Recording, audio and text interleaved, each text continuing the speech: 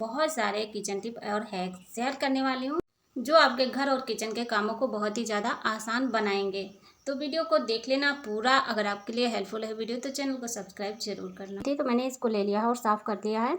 इसके बाद मैं इसमें डाल रही हूँ 1 चम्मच नमक, सफ़ेद वाला जो हम लोग खाने में यूज़ करते हैं। अगर आपके पास कोई प्लास्टिक का ग्लास है वो भी आप ले सकते हो। और इसके बाद मैं इसमें डालने वाली हूँ 1 चम्मच भर के बेकिंग सोडा, इस तरह से।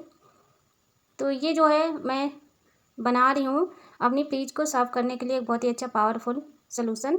तो फ्रिज हमारी जो घर में हमेशा चलती रहती है, तो देखा होगा उसमें हम बहुत सारा सामान रखते हैं और बहुत ही ज़्यादा उसमें जब सामान रख देते हैं तो बहुत गंद भी आने लगती है एक दूसरे चीज़ों की। तो अपनी फ्रिज को आप बिना हाथ लगाए साफ़ कर सकते हैं केवल आप इस चीज़ से। तो देखिए इसमें मैंने माचिस की 4-5 तीलियाँ भी डाल दिए हैं और अब इस चीज़ को हमने इस तरह से पेपर से कवर कर दिया है। इसके बाद में छोटा छोटा मैंने छेद बना दिया है। तो इस छेद की वजह से इसमें कि जितना भी मैंने डाला है सब कुछ, उसका जो खुशबू है बाहर धीरे धीरे करके निकलती रहेगी। और अब मैं फ्रीज में इसको रखने वाली हूँ। फ्रीज में कहीं भी आप रख सकते हैं, फ्रीजर में नहीं रखना है, वहाँ पर तो पानी टपकने लग।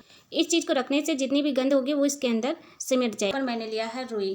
तो आपको पता है हमारे लोगों के यहाँ यानी हिंदू धर्म में जो रुई की बाती जलाई जाती, दिया बाती, तो बहुत लोग हैं बाज़ार से खरीद कर लाते हैं, लेकिन बहुत लोगों को पसंद आती है घर की बनी हुई दिया बाती। तो दोस्तों जैसे कि घर पे हम बनाते हैं तो वो हमें लगता है कि हम अच्छे से बनाएंगे और खूब देर तक दिया बाती जलती है। तो देखिए अगर आप घर पे बनाना पसंद करते हैं, अगर आपको नहीं पता है तो सिंपल तरीका है, थोड़ा सा कॉटन निकालना है यानी रुई, एकदम बढ़िया सी फ्रेश रुई लेकर आप छोटी छोटी सी गोलियां बना के उसको थोड़ा सा चुटकी से अपनी उसको थोड़ा सा उमेट देंगे तो बढ़िया सी ये गोल फूलबत्ती बन जाती है। ठीक है, इसके बाद जो है अब मैं एक और बढ़िया तरीका बता रही हूँ रुई बाती बनाने का। जैसे कि बहुत लोगों को लंबी वाली बाती भी पसंद है, यानी बहुत लोगों को क्या, जैसे कि किसी किसी पूजा में गोल बत्ती जलाई जाती है, किसी पूजा में लंबी बाती का भी जलाना बहुत ज़रूरी और शुभ होता है। तो देखिए जैसे लंबी बाती आप रुई से बनाना चाहते हैं तो आप एक हाथ में रुई पकड़िए और एक हाथ से थोड़ा थोड़ा रुई को निकालते जाएंगे और हल्का सा ऐंठते जाएंगे, तो उसमें जो है इस तरह से धागे जो है बन जाते हैं। और उसके बाद में जितना आपको लंबा रखना है उसी तरीके से इसको बना लेना है। फिर देखिए दोबारा से इसको मैंने इस तरह से बना दिया है यानी ऐंठ दिया है, तो ये जो है लंबी बाती बन गई है। अब इस तरह से देखिए हम दिए में बाती को रखते हैं और जलाते हैं। तो आपने देखा होगा दिए में जब बाती लंबी वाली रखी जाती है तो इसकी वजह से दिए के नीचे पूरा तेल चला जाता है, जिससे कि हमारी जो दिया होती है, बाती होती है, वो जो है 1 घंटा जलने के बजाय वो 10 मिनट ही जलती है। तो इसका कारण क्या है, आप ना लंबी वाली बाती ही जलाएं, लेकिन आपको जलाना कैसे है, लगाना कैसे है, आप ये देखिए। जैसे कि लंबी वाली बाती है तो आप ना इसमें जो है 2 बिंदी इस तरह से लगा दीजिए। ठीक है, और लगाने के बाद में आप दिए में इस तरह से रख के ऐसे बिंदी को चिपका देंगे तो एक जगह पर ये सेट हो जाता है। ये देखिए इस तरह से बाती सेट हो जाएगी। और अब ये बाती किनारे पर नहीं झुकेगी और बीच में इस तरह से लंबी वाली बाती सीधी खड़ी रहती है। अब इसमें तेल जितना भी डालेंगे बिल्कुल भी बाती नहीं गिरेगी, आसानी से बढ़िया पूरा टाइम बाती चलेगी। और जो आपकी बाती 10 मिनट भी नहीं जलती थी वो 1 घंटे जलने वाली है। उम्मीद करती हूँ आपको ये आइडिया पसंद आया होगा। इसके बाद जो देखिए हम लोग आटा छानते हैं चलनी से बर्तन में, तो क्या है जैसे कि आटा बहुत टाइम हमें छानना पड़ता है। बहुत लोगों को ऐसा लगता है कि हमें आटा छानने में बहुत समय लगता है, जल्दी से हमारी छलनी में आटा नहीं निकलता है। तो उनके लिए खास ट्रिक, आप जब भी आटा छाने तो चम्मच रख दीजिए एक इस तरह से आटे के बीच में चलनी में, और देखेंगे तुरंत ही यानी जो 1 घंटा लगता है वो 10 मिनट में आपका काम हो जाएगा। बहुत जल्दी से ऐसे आटा छान सकते हो। अगर आप चम्मच नहीं रखना चाहते तो हाथ में जो चूड़ी पहने हैं उसको 2 चूड़ी डाल दीजिए, नहीं तो आप इसमें 1-2 रुपया सिक्का उसको 2-3 सिक्के इसमें डाल देंगे तो आटा छानने में बहुत आसानी होती है। देखिए किसी किसी के यहाँ तो डेली आटा छाना जाता है, लेकिन कोई कोई लोग हैं तो वो अपना जो है इकट्ठे आटा पूरा छान के टंकी में भर के रखते हैं, तो जल्दी से ये आटा छान लेंगे, आपको ज़्यादा समय नहीं लगेगा। बहुत अच्छी ट्रिक है, एक बार आजमा के देखना। इसके बाद दोस्तों जैसे कि हमारे पास जो सुई होती है, सुई में धार अगर ना हो और जंग लगा हो तो देखिए आप चूड़ी ले लीजिए कांच वाली और उसके ऊपर थोड़ा सा सुई के नोक को रगड़ेंगे तो बहुत आसानी से सुई की नोक एकदम तेज हो जाता है। पहले मेरे साथ बहुत ऐसा बार हो चुका है कि सुई में जो नोक है वो बिल्कुल रहती ही नहीं। दुकान से जब मैं मंगवाती तो मैं सोचती कि चलो शायद ये अच्छी नहीं होगी, दूसरी मैं ले आती हूँ, तो वो भी ऐसी रहती है। तो मैंने सोचा कि क्यों ना कुछ अपना जुगाड़ लगाया जाए, बार बार मैं दुकान से सुई खरीदती रहूँगी और मेरे पैसे इस तरह से बर्बाद होते रहेंगे। तो ये ट्रिक बहुत ज़्यादा काम की है। अगर इस तरह से जब कांच की चूड़ी पर सुई को रगड़ते हैं तो इसमें नोक बहुत अच्छे से हो जाती है और जितना भी जंग लगा वो भी ख़त्म हो जाता है। इसके बाद जो हमारे पास ये एप्रो पेंसिल होती है, इसको जब हम शॉर्पनर से शॉर्प करते हैं, छीलते हैं, तो ये जो है बार बार टूट जाती है। तो आपको शॉर्पनर से नहीं छीलना है, इसके लिए चाहिए हमें ब्लेड। और ब्लेड को लेकर देखिए ऊपर जितना भी इसमें के नोक ख़त्म हो गया, गायब हो गया है, उसको पहले हम सही कर लेंगे। इसके बाद मैं इसको इस तरह से ब्लेड से सही कर ले रही हूँ।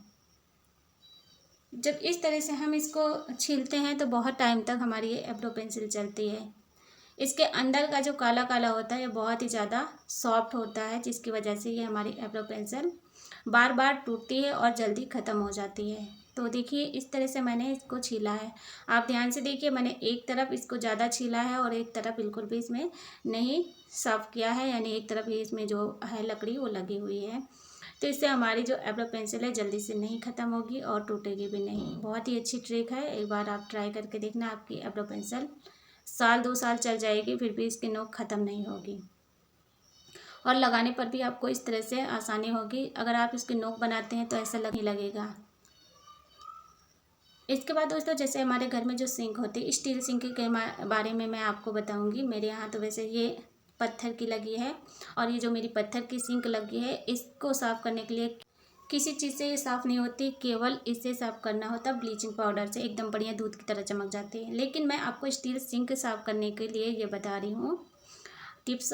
तो मैंने यहाँ पर देखिए सिंक में डाल दिया पहले बेकिंग सोडा, 2-3 चम्मच डाल दिया। इसके बाद मेरे पास है आमचूर पाउडर। अगर आपके पास कोई एक्सपायर पड़ा है तो आप उससे ले सकते हो।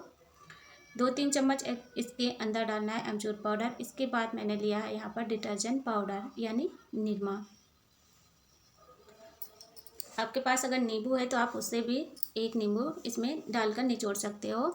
इसके बाद स्क्रबर लेकर इसे अच्छे तरीके से पूरी सिंक में फैला देना है।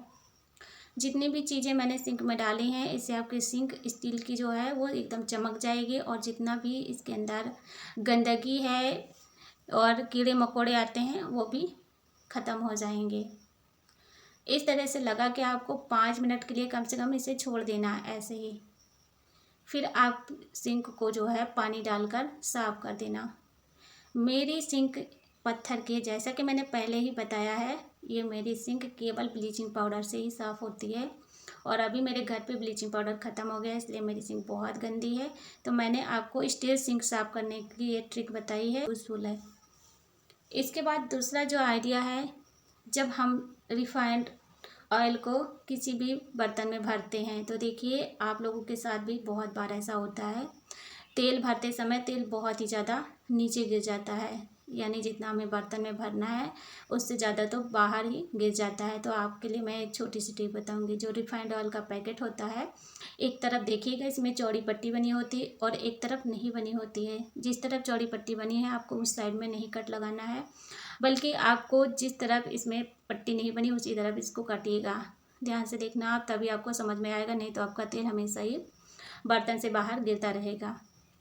इस ट्रिक से अगर आप तेल को भरेंगे बर्तन में तो बहुत ही आसानी से पूरा तेल भर जाएगा और चाहे कितना भी छोटा मुंह का बर्तन हो उसमें आसानी से तेल भर सकते हो। देख भाई नहीं हो पाता। आलू को मैंने देखिए एक ले लिया है, इस आलू को मैंने थोड़ा सा काट लिया है और आलू में मैं थोड़ा सा डाल रही हूँ बेकिंग पाउडर। तो ये तो बेकिंग सोडा था तो मैंने जो है गलती से उठा लिया, लेकिन ये है बेकिंग पाउडर।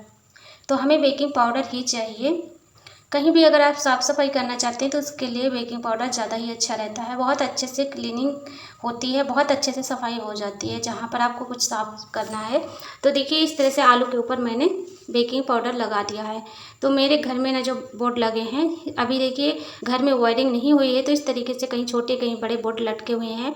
तो बच्चे लोग होते हैं ना छोटे छोटे, अपना ये जो है बोर्ड पर अपना लिखना पढ़ना शुरू करते रहते हैं, जहाँ देखो जहाँ कुछ गोतागादी कर देते हैं। तो देखिए इसको हम इस तरह से आसानी से साफ़ कर सकते हैं बिना किसी झंझट के।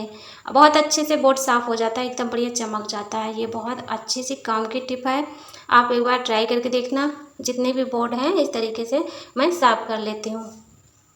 तो अभी देखिए मैं यहाँ पर जो है ये बोर्ड सही से लगा नहीं है, इसलिए ज़्यादा अच्छे से यहाँ पर मैं ज़्यादा इसके छेड़छाड़ नहीं कर रही हूँ, नहीं तो दिक्कत हो जाएगी।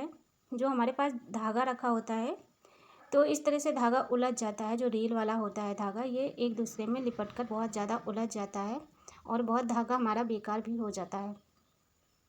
तो मैं क्या करती हूँ, मैंने जो मेरी पुरानी वाली बिंदी होती हैं उसको मैं नहीं कहीं भी फेंकती हूँ, बस इस तरह से कहीं ना कहीं उसको यूज कर लेती हूँ। जैसे कि इस तरह से धागे के ऊपर चिपका दिया है तो धागा नहीं निकले।